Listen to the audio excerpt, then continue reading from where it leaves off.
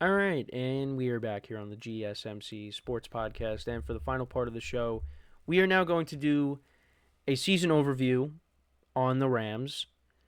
Final season overview for the NFC teams. Tomorrow we will begin with the AFC teams. We'll start with the AFC East. But yes, the Rams, final team here in the NFC that we will cover. It's gone really fast doing these season overviews. So I did have the Rams going 10-7. And I was correct on that. However, I was not correct on who was winning this division. I had the 49ers winning it, and they ended up finishing in last place. So the Rams did go 10-7. They made the playoffs, and they got their season started off in Detroit. And their season began like how it ended. Began with a loss. Now, it was a very entertaining game, week one.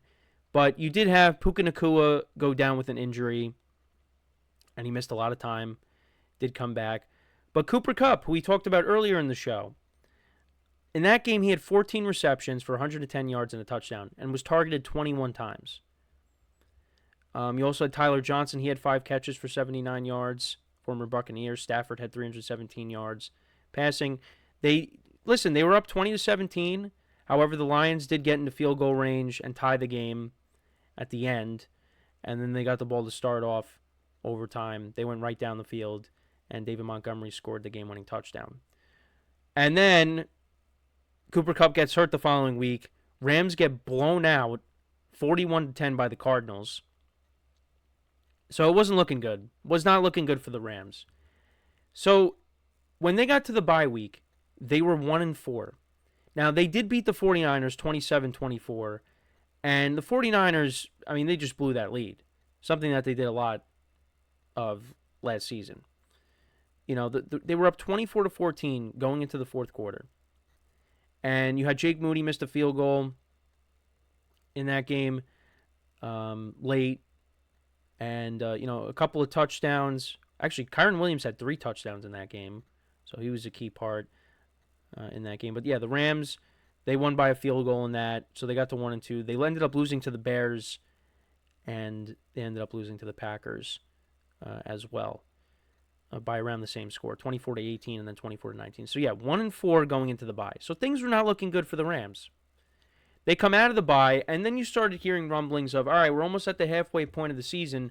Are the Rams going to be sellers? Are they going to start selling off guys? Are they going to trade Cooper Kupp?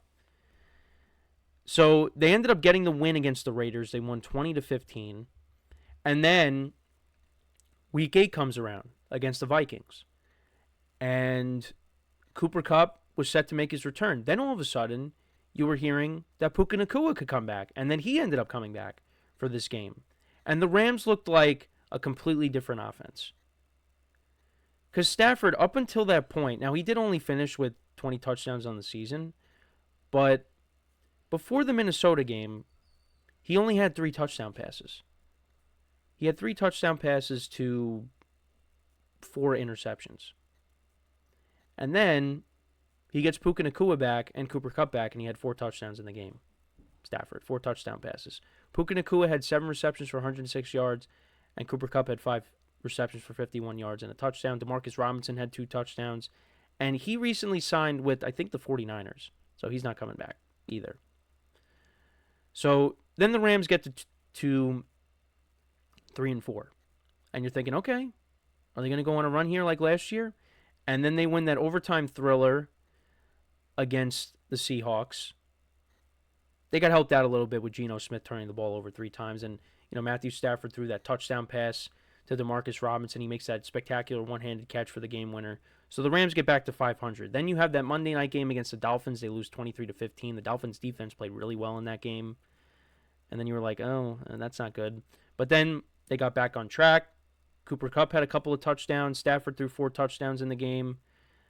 And Puka Nacua had a touchdown in this game as well. So they get back to 5-5. Then the Eagles come to town. Saquon Barkley has that monster game against them. Well, the first go-around. 255 yards rushing, 2 touchdowns. The Eagles, they dominated in that game. So the Rams at that point were 5-6. But what ended up happening after that, they end up winning 5 straight games. They win that close game against the Saints 21-14.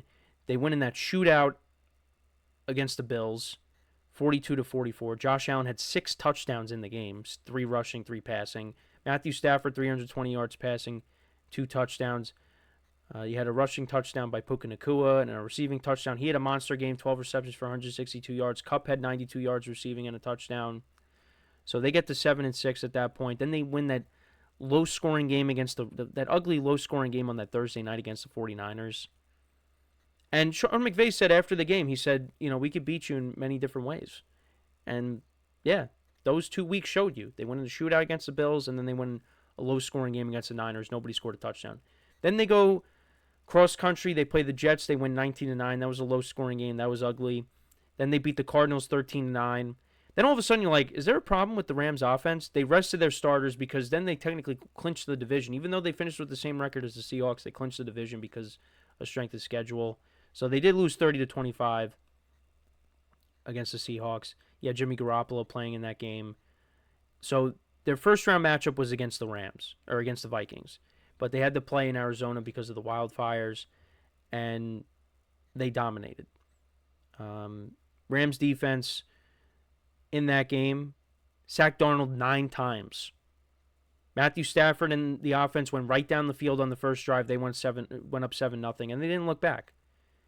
They were winning 24-3 at the half over the Vikings.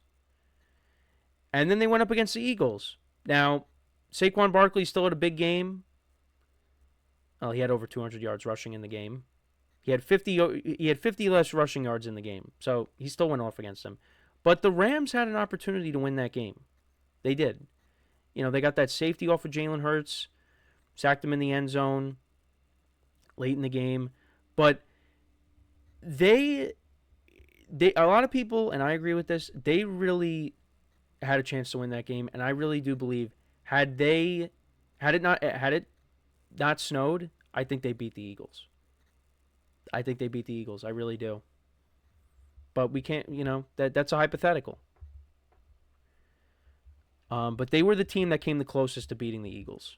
They fell a little bit short. You had that unbelievable catch by Puka Nacua down the sidelines that set him up. 3rd and 2.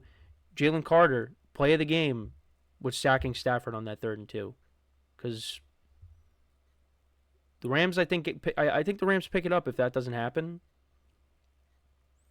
They don't lose yardages. If they don't lose yards on that play, I think they pick it up. And then who knows what happens. Because you thought after Saquon Barkley had that second rushing touchdown, the game was over. But then quick drive, and then they got the Eagles to punt it back to them, and they had a chance. But, they ended up losing. And now going into the next season, the biggest move that they've made, signing Davante Adams. I think he is going to be a great fit for this offense. Him and Puka Nacua. Davante's going to be wearing 17. Nakua's going to be wearing 12. They worked that out. So you got those 2 guys at receiver. You're getting Tyler Higbee back for the whole year. Getting him back late in the season, that was big for them. Got Kyron Williams running the football. They did re-sign Tutu Atwell. I think maybe, Whittington is another guy that could, have a bigger role this upcoming season. But, yeah, and they were able to work things out with Matthew Stafford. But the defense struggled in the beginning of the year, but they really turned it around. They got some good young players on that side of the ball, Inverse and Fisk. So, yeah, no, this is going to be a very good team in 2025. They're trying to win it all again. And, they got one of the best head coaches in the NFL in Sean McVay. Matthew Stafford showed you that he could still play at a high level, especially when he has, his requisite weapons around him. Because, when you're missing Puka Nacua and Cooper Kupp, I mean, it's hard to navigate through that. And especially with the offensive line, because the offensive line also struggled, early on in the season last year with the injuries that they were dealing with too.